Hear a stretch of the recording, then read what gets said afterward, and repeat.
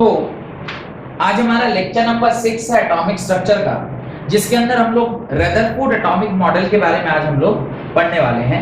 Last class में मैंने आपको रदरफोर्ड का एक्सपेरिमेंट और रदरफोर्ड ने उससे क्या-क्या रिजल्ट देखा था और क्या-क्या उससे कंक्लूड किया था, यहां तक मैंने सारा कुछ आपको बता दिया था। वो डायग्राम आपको ध्यान होगा जो लास्ट क्लास में मैंने आपको बताया था। हेडिंग डालें रदरफोर्ड एटॉमिक मॉडल, हेडिंग डालें रदरफोर्ड एटॉमिक मॉडल। अब on the basis of whatever he concluded, उन्होंने एक एटॉमिक मॉडल तैयार किया। लिखिए, on the basis of above observation, Rutherford atomic model के अंदर लिखें, on the basis of above observation and conclusion, on the basis of above observation and conclusion, Rutherford proposed the nuclear model of atom, proposed the nuclear model of atom. According to this model, अब उन्होंने कुछ बातें बताई हैं कि किस किस प्रकार के मॉडल्स, आपको वहां पे क्या क्या मॉडल में विशेषताएं थी, किस प्रकार से मॉडल जो है वो एटॉमिक मॉडल में कन्वर्ट हुआ। On the basis of above observation and conclusion, Rutherford proposed the nuclear model of atom, full stop. According to this model, point number 1, Rutherford atomic model, Rutherford atomic model, Rutherford atomic model.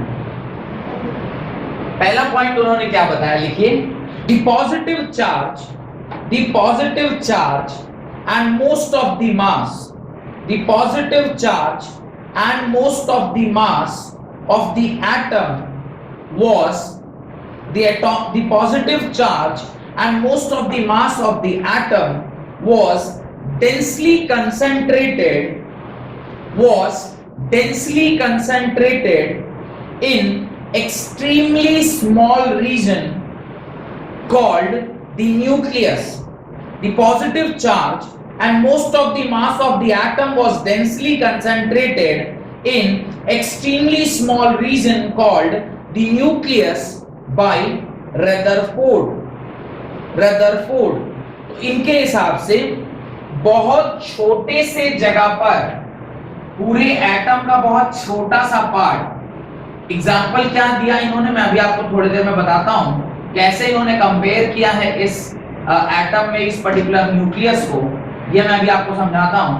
As if कि cricket stadium के अंदर एक pitch पर एक छोटा सा ball रखा हो, उस प्रकार से न्यूक्लियस और एक पूरा बड़ा सा एटम।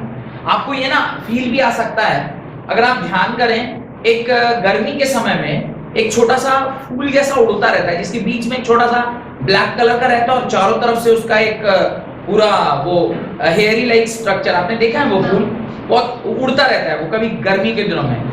तो वो जो फूल है ना, उसी फूल को आप एटम समझिए। वो इतना होता तो इतना बड़ा है, लेकिन उसमें एकदम बीच में डॉट में एक छोटा सा काला एक स्ट्रक्चर होता है, एज इफ कि वो क्या है, न्यूक्लियस है, और उसके चारों तरफ क्या है, वो जो हेयरी स्ट्रक्चर है, that is the entire atom, और वो स्फेरिकल इन शेप है। मानना भी हमारी यही है कि ये क्या है, एक स्फेरिकल शेप का होता है, atoms are spherical in shape. तो उसको अगर आप ना एज इट इज दिमाग में ध्यान रखें तो आपको रिजेंबलेंस अच्छा होता है एक एटम का और उस पर्टिकुलर फूल का। नाम नहीं पता मुझे उस फूल का, पर वो फूल हम लोग देखते हैं जनरली गर्मी के दिनों में, उड़ता उड़ता कहीं से भी आपको दिखेगा, एकदम उसके सेंटर में छोटा सा एक ब्लैक डॉट रहता है और पूरा व्हाइट कलर का हेयरी, बड़ा सुंदर लगता है वो देखने में। Second point, the nucleus is surrounded by the electrons, the nucleus is surrounded by electrons that moves around the nucleus. The nucleus is surrounded by electrons that moves around the nucleus with a very high speed in circular path called as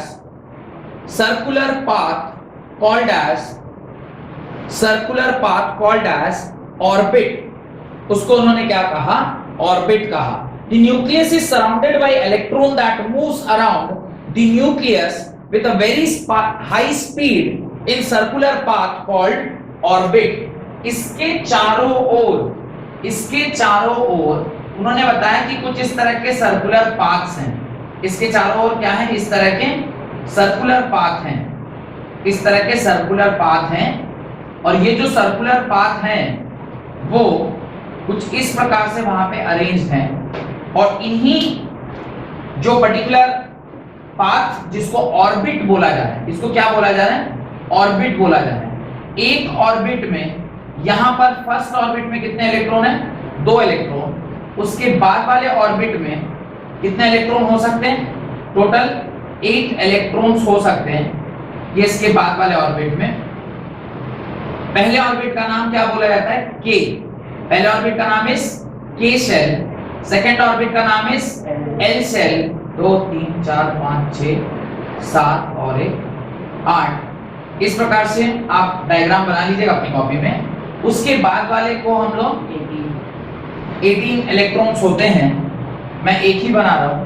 पहले वाले को आप बोलते हैं के, दूसरे वाले को एल, तीसरे वाले को एम, लास्ट वाले को एन। के एल एम एन। इस प्रकार से अब ये जो इलेक्ट्रॉन्स यहां पर बैठे हुए हैं, पहले सेल में 2, उसके बाद वाले में 8, these are all present in the orbit। इसको क्या बोलते हैं, ऑर्बिट बोलते हैं।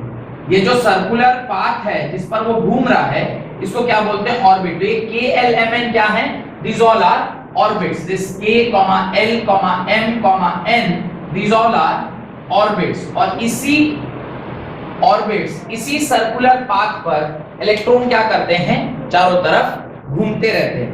डन। ये फोटो आप बना लीजिएगा।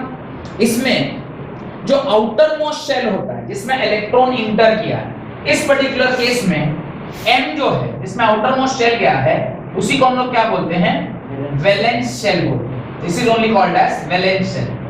n को क्या बोलेंगे, एम्प्टी शेल। क्योंकि उसमें एक भी इलेक्ट्रॉन नहीं है इसलिए उसको क्या बोलेंगे, एम्प्टी शेल बोलेंगे। l को हम लोग क्या बोलते हैं, penultimate shell. Penultimate shell, this is penultimate shell. और k को बोलेंगे anti penultimate shell, anti penultimate shell. ये सब नाम है जिसको आपको समझना चाहिए। पहला सेट n वाला जिसमें कोई भी इलेक्ट्रॉन नहीं है, जिसमें कोई इलेक्ट्रॉन नहीं उसको क्या बोलते हैं, एम्प्टी शेल। लास्ट इलेक्ट्रॉन जिस ऑर्बिट में जाता है उसको क्या बोलते हैं, वैलेंस शेल। वैलेंस शेल के पहले वाला जो सेल होता है, याद रखिएगा डेफिनेशन ये नहीं है कि L जो है उसको बोलते हैं, जो जहां लास्ट इलेक्ट्रॉन गया उसके पहले वाला जो सेल है उसको क्या बोलते हैं, पेनाल्टीमेट। और उसके अंदर वाले को एंटी पेनाल्टीमेट शेल। इस तरीके का नाम दिया गया है। These are called penultimate cell and anti-penultimate cell। ये डायग्राम आपने बना लिया होगा। अब थर्ड पॉइंट लिखिए। अच्छा, वहां पे सर्कुलर पाथ जैसा एक वर्ड आपने लिखा है, सर्कुलर पाथ, अंडरलाइन कर लीजिएगा। ये सारे के सारे जो ऑर्बिटल हैं वो कैसा है, सर्कुलर पाथ है। आगे चल के हम लोग डिफाइन करेंगे इस बात से, कैसा सर्कुलर पाथ होता नहीं है उसको हम लोग डिफाइन करेंगे। It is circular path. Right the third most important point, this model resembles with This model resembles with solar system. This model resembles with the solar system in which nucleus plays the role of sun, and electron plays the role of an atom। ये जो nucleus है ये सन की तरह behave करता है, और जो इलेक्ट्रॉन्स हैं ये प्लैनेट्स की तरह बिहेव करते हैं, प्लैनेट्स की तरह। क्यों? क्योंकि सन की तरह न्यूक्लियस भी क्या है, स्टेशनरी है, और इलेक्ट्रॉन्स प्लैनेट की तरह क्या कर रहे हैं, उसके चारों तरफ चक्कर काट रहे हैं, like revolving planets. Due to this we call this model as solar system model। Due to this we call this model as solar system model। Then next point, electrons or the nucleus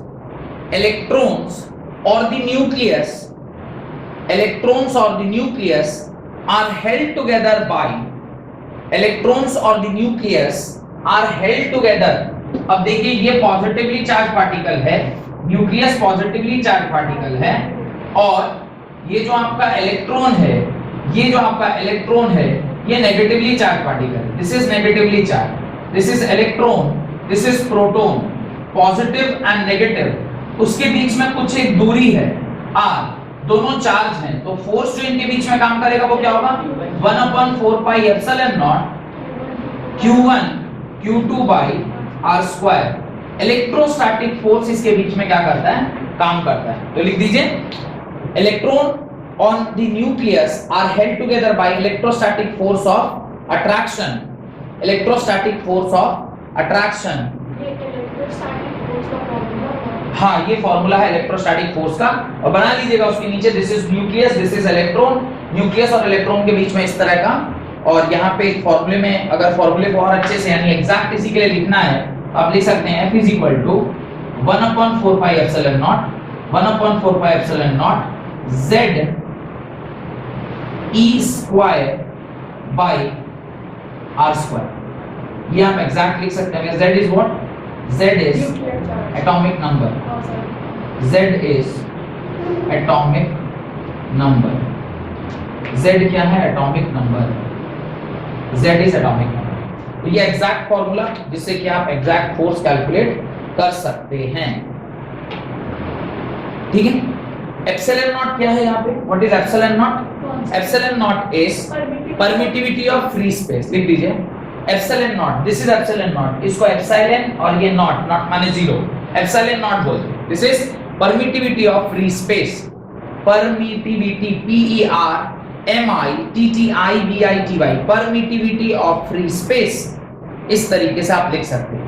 next, the last point of Rutherford atomic model, the radius r of the nucleus of an atom, the radius r of the nucleus of an atom is related to its mass number, is related to its mass number capital A, according to the relationship, according to the relationship r is equal to r naught a raised to the power 1 by 3, relationship,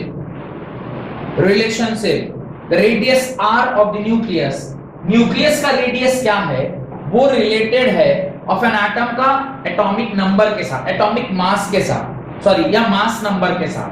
what is that mass number, A से हम लोग mass number denote करते हैं, ये आपको तो पता होगा ना, किसी भी एलिमेंट x का आप यहाँ पे z लिखते हो और यहाँ पे क्या लिखते हो, a, this is what, this is atomic number, this is called as atomic number and this is called as mass number. इसे आप क्या बोलते हो, मास नंबर बोलते हैं। ये आपने क्लास 9th में पढ़ा होगा, वैसे भी मैं फिर पढ़ाऊंगा, पर ये जनरल एक एक्सप्रेशन है, एक जनरल तरीका है रिप्रेजेंट करने का, this is x, this is a, this is z।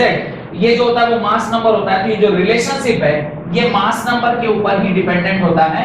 r is equal to r naught a raised to the power 1 by 3, where r naught is constant of proportionality, where r naught is constant of proportionality, also known as Rutherford constant। r naught की value क्या है, वो r naught की value जो है that is equal to 1.4 into 10 raised to the power minus 15 metre, ये उसकी value होती है, जो कि 1.4 फर्मी के बराबर है, 1.4 Fermi, 1.4 Fermi, Fermi is used for 10 raised पर minus 15, ये तो आपको पता होगा, 10 raised पर minus 15 के लिए the word we use is Fermi. Done, यहां तक लिख लिया। इससे आपका पूरा एटॉमिक मॉडल रदरफोर्ड का कंप्लीट हो गया। क्या क्या इंपॉर्टेंट बातें हैं, पहली बात, रदरफोर्ड ने क्या बताया, रदरफोर्ड ने बताया कि ये जो न्यूक्लियस है यानी जो पॉजिटिव चार्ज है वो बिल्कुल सेंट्रली सिचुएटेड है और पूरा का पूरा मास जो है वो एक छोटे से एरिया में रह गया है, उसी को उन्होंने क्या नाम दिया, न्यूक्लियस नाम दिया। तो ये न्यूक्लियस है। सेकेंड पॉइंट इन्होंने बोला कि इसके चारों तरफ इलेक्ट्रॉन जो है वो रिवॉल्व कर रहे हैं on a fixed path known as orbit, जो कि सर्कुलर पाथ है जिस पे इलेक्ट्रॉन इस तरह से सजे हुए रहते हैं। इनका नाम है KLMN। इन्होंने नाम नहीं दिया, नाम तो बोर ने दिया, पर हमें पता है इसलिए हम लोग लिख ले रहे हैं। नेक्स्ट, उन्होंने तीसरी बात जो बताई वो ये कि आपका जो फोर्स ऑफ अट्रैक्शन है that is electrostatic force of attraction. Electrostatic force of attraction होता है F = k q1 q2 by r2 where k is 1/4 pi epsilon naught और epsilon naught किसे बोलते हैं परमिटिविटी ऑफ फ्री स्पेस को, जो कि अगले साल क्लास 12th में जब हम लोग इलेक्ट्रोस्टैट पढ़ेंगे तो वहां पे बहुत डिटेल में मैं इसे समझाऊंगा कि ये क्या-क्या चीजें हैं और कहां-कहां से आई हैं। उसके बाद लास्ट पॉइंट आपको बताया कि किसी भी जो आपका एटम है उसका जो रेडियस है that r is equal to किसके बराबर होता है? r is equal to r naught a raise to the power 1/3 के बराबर होता है। और यहाँ पे r नॉट क्या है? r naught is known as Rutherford constant, a is what mass number और मास नंबर का 1/3 यानी cube root of mass number के ऊपर ये डिपेंड करता है। और r नॉट जो कि रदरफोर्ड कांस्टेंट उसकी वैल्यू है 1.4 × 10⁻⁻⁻⁵ मीटर, जिसको आप 1.4 फर्मी भी कहते हैं। हेडिंग डालें atomic number and mass number. ठीक है बात, सरल सा क्वेश्चन है जो आपको दिया गया है। क्वेश्चन को पढ़ते हैं एक करके और कोशिश करते हैं समझने का क्या है। An ion with mass number 37, मेरे ख्याल से अधिकांश लोगों को ये तो समझ में आ गया होगा कि इसका A जो है वो 37 है। What do mean by A? A means number of neutron plus proton जो है वो 37 के बराबर आपको दिया गया है।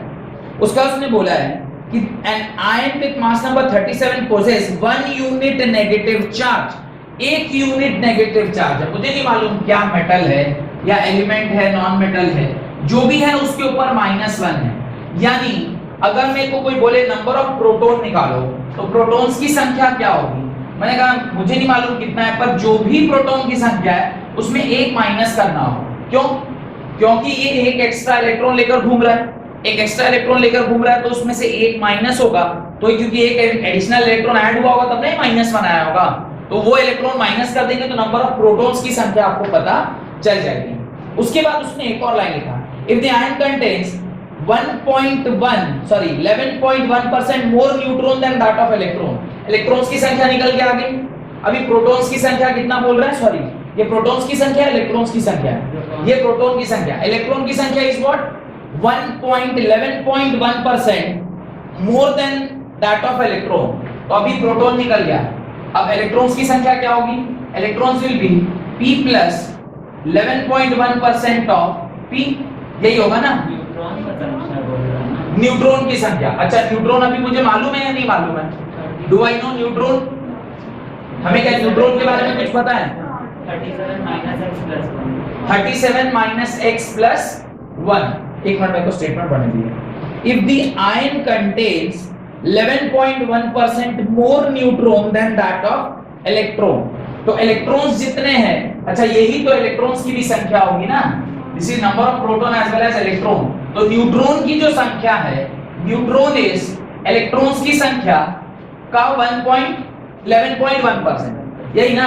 तो यहाँ पे न्यूट्रॉन्स की संख्या जब आप निकालेंगे तो आप लिखेंगे x-1 that is x-1 neutron क्या निकल के आएगा x-1 और प्लस 11.1% ऑफ x।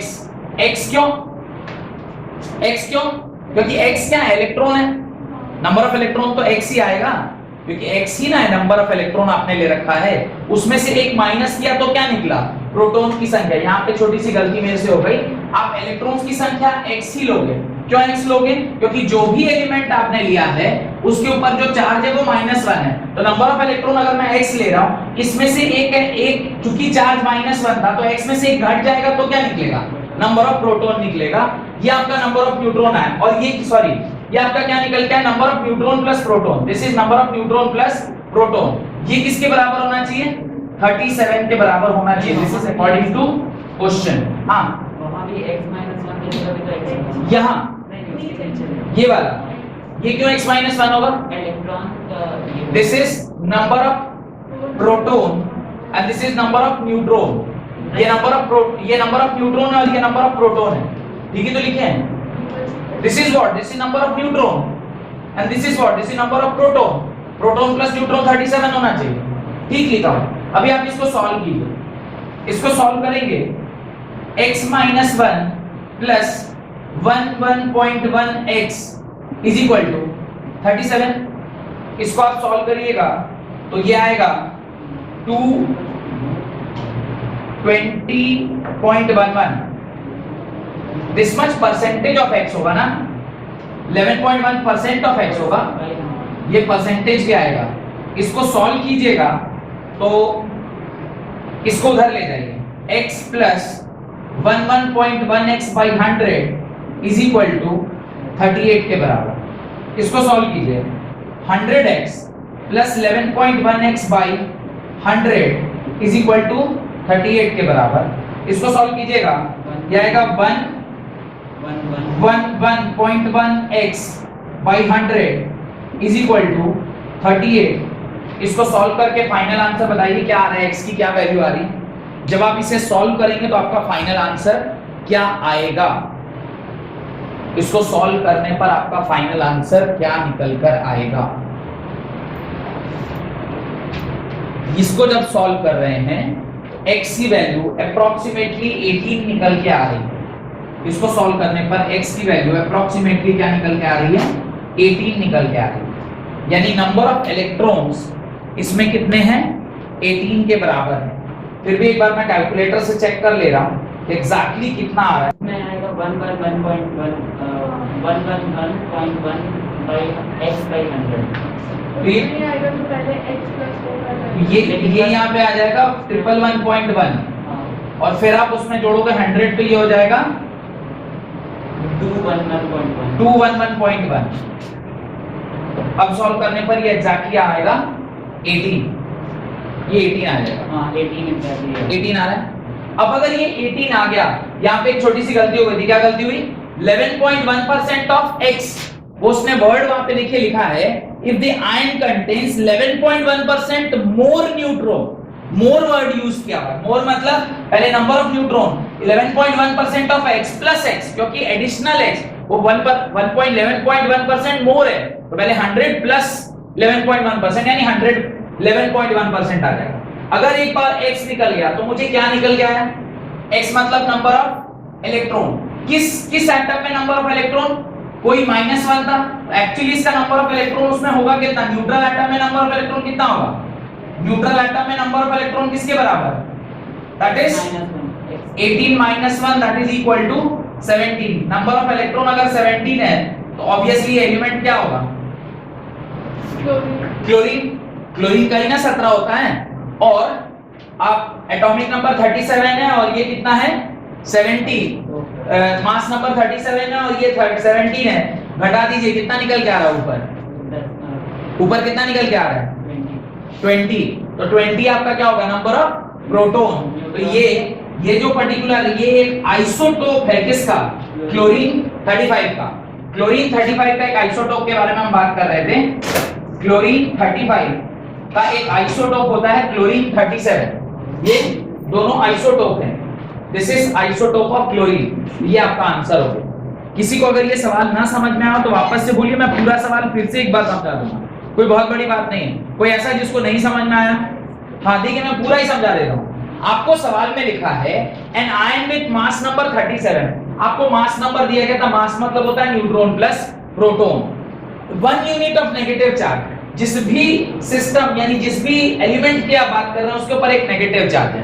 अब वो जो भी नंबर ऑफ इलेक्ट्रॉन है उसे मैं क्या मान रहा हूं, x मान रहा हूं। क्योंकि जिस सिस्टम पे नंबर ऑफ इलेक्ट्रॉन मैंने x माना है तो प्रोटॉन एक क्या होगा, उससे कम होगा, क्योंकि उसके ऊपर कौन सा चार्ज था, नेगेटिव चार्ज था, इसलिए प्रोटॉन की संख्या मैंने x - 1 लिखी। अब number of neutron plus proton is equal to 37, ये इक्वेशन आपको पता है। प्रोटॉन की संख्या x - 1। अब मुझे निकालना है न्यूट्रॉन की संख्या। न्यूट्रॉन की संख्या निकालने के लिए वहां पे क्लियरली एक लाइन लिखा हुआ है, if the ion contains 11.1% more word लिखा है, मोर न्यूट्रॉन देन द इलेक्ट्रॉन, तो इलेक्ट्रॉन की संख्या x, दिस इतना percent of x plus x आएगा। ये मैंने यहां किया है, व्हाई, बिकॉज ये तो हो गया इतना परसेंट मोर, किसमें इतना परसेंट मोर, x में इतना परसेंट मोर, तो उसको हमने जोड़ के यहाँ पे लिखा और जब सॉल्व किया तो आया 211.1 x by 100 is equal to 38। यहां से सॉल्व किया x की वैल्यू क्या आ गई 18। x 18 मतलब जो भी सिस्टम आपने लिया था या जो भी एलिमेंट आपने लिया था उसमें टोटल नंबर 18 है, लेकिन उसमें तो एक माइनस चार्ज है, तो अगर नंबर ऑफ इलेक्ट्रॉन है तो एक्चुअली न्यूट्रल एटम में कितना निकालना होगा, तो एक माइनस करना होगा, कितना आ गया 17। 17 किसका एटॉमिक नंबर होता है, क्लोरीन का, और 37 आपको ऑलरेडी एटॉमिक मास नंबर दिया गया था, तो 37 क्लोरीन 17, ये आपका एलिमेंट आ गया। अगला एक सवाल लिखें, what is the nuclear radius, what is the nuclear radius of an atom whose mass number is 125? What is the nuclear radius of an atom whose mass number is 125? 9.0. What is the nuclear radius of an atom whose mass number is 125?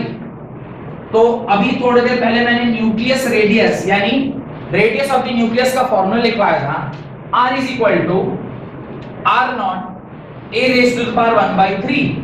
R is equal to 1.4 into 10 raised to the power minus 15 into cube root of 125.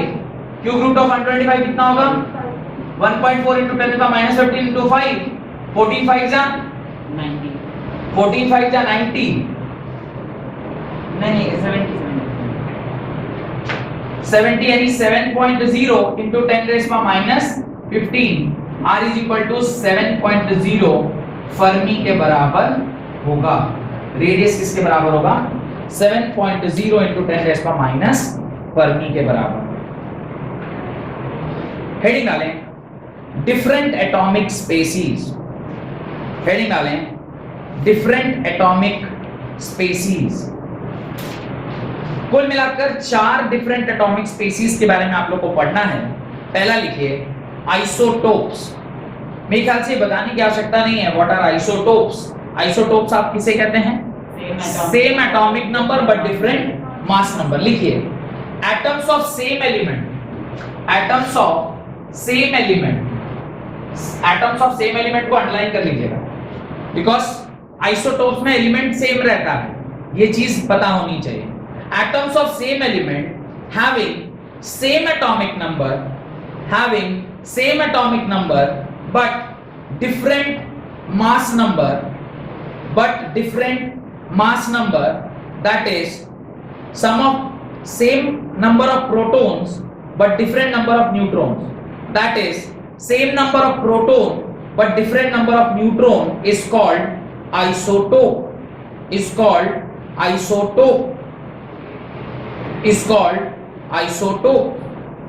मैं वापस से definition पढ़ रहा हूं, atom of same element having same atomic number but different mass number, that is same number of proton but different number of neutron is called isotopes, is called isotopes. उसके अंदर पहला example है hydrogen 11, hydrogen 12, hydrogen 13। इसको क्या बोलते हैं? इसको protium, इसको ड्यूट्रियम और इसको ट्रिटियम। याद रखिएगा ये सवाल जेई में पूछा गया था और बिल्कुल डीई होता है ड्यूट्रियम, और जेई में पूछा था what are the 3 isotopes of hydrogen. Option दिया हुआ था hydrogen, deuterium and tritium. Option दिया गया था हाइड्रोजन 1, हाइड्रोजन 2, हाइड्रोजन 3। ऑप्शन दिया गया था ये प्रोटियम, ड्यूट्रियम एंड ट्रिटियम, और लास्ट ऑप्शन दिया था ऑल द अबव। क्या क्या बोला ऑप्शन? ध्यान रहा, पहला ऑप्शन दिया था हाइड्रोजन, ड्यूट्रियम, ट्रिटियम। तीसरा ऑप्शन, सेकंड ऑप्शन दिया गया था H1, H2, H3। तीसरा ऑप्शन दिया गया था प्रोटियम, ड्यूट्रियम, ट्रिटियम, और चौथा ऑप्शन दिया गया था all the above. Correct answer क्या होगा आप लोगों के हिसाब से? जो ये लिखा है यही करेक्ट आंसर है। These are the 3 isotopes. Hydrogen is not the isotope of hydrogen, hydrogen is not the isotope of hydrogen, protium, deuterium and tritium is the isotopes of hydrogen। hydrogen 1, hydrogen 2 और hydrogen 3 ऐसा दुनिया में कुछ भी नहीं होता है। तो ये एक एग्जांपल है जो आपको ध्यान होना चाहिए। Next example, second example, carbon 612, carbon 613 and carbon 614। this is also one of the isotopes of carbon।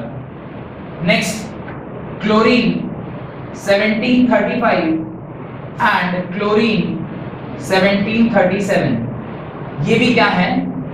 Isotopes of chlorine. तो जिसके सेम एटॉमिक नंबर, आप देख सकते हैं एटॉमिक नंबर क्या है? सेम है। Atomic number is not changing only mass number is changing. इसको ही हम क्या बोलते हैं? Isotopes. इसी को हम आइसोटोप्स बोलते हैं. Done. Next लिखिए isobars.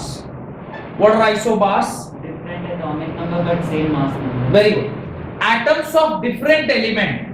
सबसे पहली बात यही पता होनी चाहिए, इसके अंदर एटम्स ऑफ क्या होते हैं? Different element. यहाँ पे क्या होता था? Atoms of same element. आप देख रहे हैं यहाँ भी क्लोरीन, यहाँ भी क्लोरीन, यहाँ भी कार्बन कार्बन कार्बन, यहाँ पे hydrogen hydrogen hydrogen. Elements are same but the mass number is different. Mass number different मतलब number of protons are same but the number of neutrons are different. यहाँ पे क्या बोल रहा है? Atoms of different element, the number of atom is different. यानी different atom जो element है वो अलग अलग है. Atom of different element that has same mass number but different atomic number, that has same mass number but different atomic number are called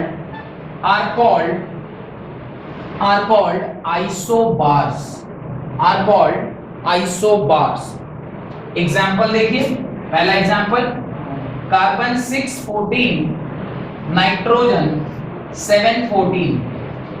second example argon 1840, calcium 2040.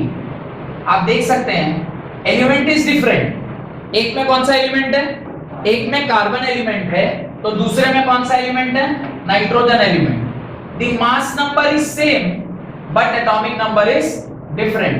Elements are different, mass number is same but the number of atomic number is different. इस तरह के जो elements होते हैं उसको हम क्या बोलते हैं? आइसोबार्स बोलते हैं. These all are known as isobars. Done. Next लिखिए isotones. ये बता दो. Next लिखिए isotones. What is isotones? कौन बताएगा? Organic compound having different structure. वो आइसोटोप्स है. सॉरी, वो आइसोमरिज्म है. तो आप बोल रहे हो वो आइसोमर्स है. ये आइसोटोन्स है, right? These are the species in which the number of neutron remains same. The number of neutron remains same. The number of neutrons remains same for different elements. Example carbon 614. Second example carbon nitrogen 715. Third example oxygen 816. इसके तीनों के आप number of neutron निकालो. Neutron निकालने का formula होता है a - z. इसको निकालेंगे आप क्या आएगा? 14 - 6 दैट इज इक्वल टू 8. इसके लिए चेक करिए n इज इक्वल टू होगा a - z. सॉल्व करेंगे 15 - 7 दैट इज इक्वल टू 8. इसके लिए सॉल्व कीजिए n is equal to a - z that is 16 - 8 is equal to 8. Different elements, क्या बोल रहे हैं? Different elements but the number of neutron is same. Number of neutrons is same. ऐसा different element जिसमें number of neutrons same हो उसको क्या बोलते हैं? आइसोटोन्स बोलते हैं. Last example, last definition iso electronic species.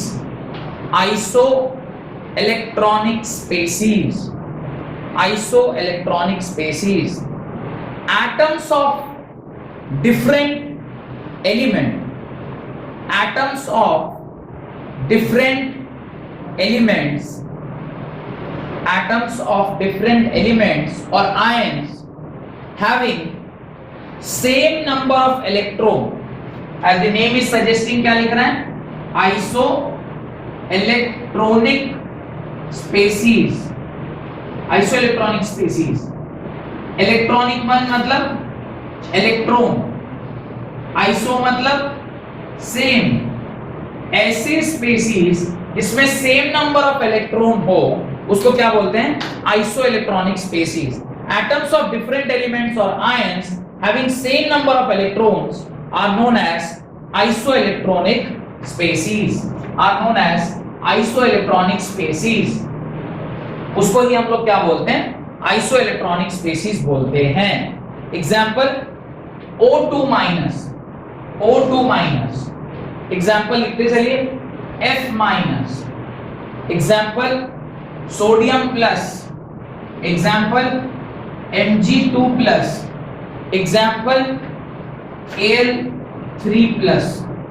Oxygen का एटॉमिक नंबर 8, फ्लोरीन का एटॉमिक नंबर 7, सोडियम का एटॉमिक नंबर 11, मैग्नीशियम का एटॉमिक नंबर 12, एल्युमिनियम का एटॉमिक नंबर 13. इसमें जरा नंबर ऑफ इलेक्ट्रॉन्स निकालिए. ये एटॉमिक नंबर 9 होता होगा मेरे ख्याल से. फ्लोरीन इज 9, इसका एटॉमिक नंबर 8 और 2 इलेक्ट्रॉन एक्स्ट्रा, तो नंबर ऑफ इलेक्ट्रॉन्स इसमें कितना प्रेजेंट है? नंबर ऑफ इलेक्ट्रॉन्स कितना प्रेजेंट हो गए? 8 प्लस 2, क्योंकि 2 माइनस चार्ज है ना, तो टोटल कितने हो गए? 10 इलेक्ट्रॉन.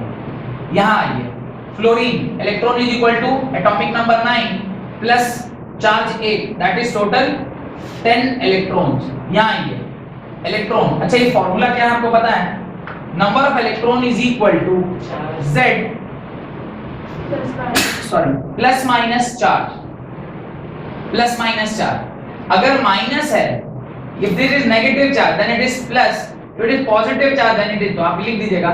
अगर पॉजिटिव चार्ज हुआ तो इलेक्ट्रॉन्स की संख्या क्या हो जाती है? Z माइनस चार्ज के बराबर, Z माइनस चार्ज के बराबर.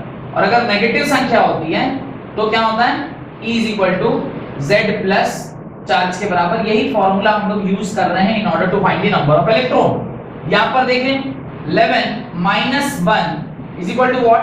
10 इलेक्ट्रॉन. इसकी बात करें E is equal to 12 minus 2, that is 10 electron. और इसकी बात करें E is equal to 13 minus 3 is equal to 10 electron. different elements having same number of electrons is known as isoelectronic species. ऐसे species जिसके सब में नंबर ऑफ इलेक्ट्रॉन क्या है? सेम है, चाहे वो न्यूट्रल हो कि वो न्यूट्रल ना हो. अगर मैं एक न्यूट्रल एग्जांपल भी इसमें जोड़ दूं तो न्यूट्रल एग्जांपल क्या होगा? आर्गन इज 10, और इलेक्ट्रॉन्स की संख्या उसकी क्या होती है? 10 ही होती है. नहीं, आर्गन होगा helium neon, Ni no, helium neon का 10 होता है, नियोन 10, इसके भी 10 इलेक्ट्रॉन. तो ये क्या है? Neutral species. न्यूट्रल हो या चार्ज हो, इसलिए डेफिनेशन में लिखा है एटम्स ऑफ डिफरेंट एलिमेंट और ions having same number of electrons are called isoelectronic species, are called as isoelectronic species. Done. अभी एक और क्वेश्चन लिखिए या असाइनमेंट लिखिए, घर से करके आना है. Right. What is the difference between atomic mass and mass number? What is the difference between atomic mass and mass number? Atomic mass and mass number. Next, second question. Name the element whose isotopes has mass number 14 and 8 neutrons. Name the element whose isotopes has mass number 14 and 8 neutrons. Mass number 14 and 8 neutrons. Third question. Calculate the total number of electron present in 1 mole of methane. Next question. Calculate the total number of electron present in 1 mole of methane. 1 mole of methane. 1 mole methane में कितना number of electrons present होगा, ये आपको लिखना है. Next, अगला एक और सवाल लिखिए. How many protons and neutrons are present? How many protons and neutrons are present in? How many protons and neutrons are present in uranium 92-295? Uranium 92-235. Uranium 92-235 and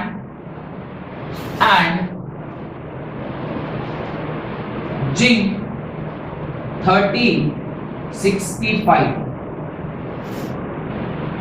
zinc 3065.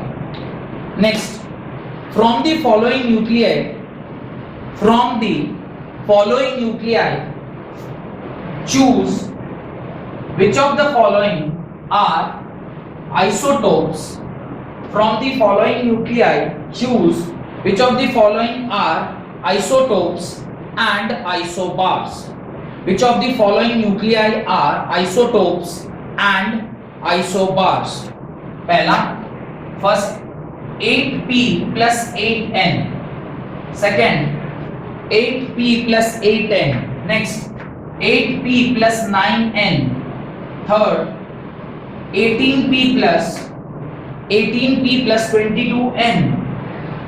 Fourth, 20p plus 20n. 20p plus 20n. आपको इसमें से चुनना है कि कौन कौन से isotopes हैं और कौन कौन से आइसोबार्स हैं. Last question, which of the following are isoelectronic species? Which of the following are isoelectronic species? Sodium plus Na plus comma K plus comma Mg2 plus comma Mg2 plus comma Ca2 plus comma S2 minus comma Ar. Which of the following are isoelectronic species? Which of the following are isoelectronic species? कुल मिलाकर मुझे लगता है शायद 5 सवाल मैंने आपको आज दिए हैं, 5 क्वेश्चंस. ये घर से 5, ये घर से 6 क्वेश्चन है. इसको आपको घर से करके लाना है और अगली क्लास में drawbacks of Rutherford atomic model उसको पढ़ेंगे और फिर धीरे धीरे हम लोग बोर्स एटॉमिक मॉडल की ओर बढ़ेंगे. बहुत बहुत धन्यवाद आज की क्लास अटेंड करने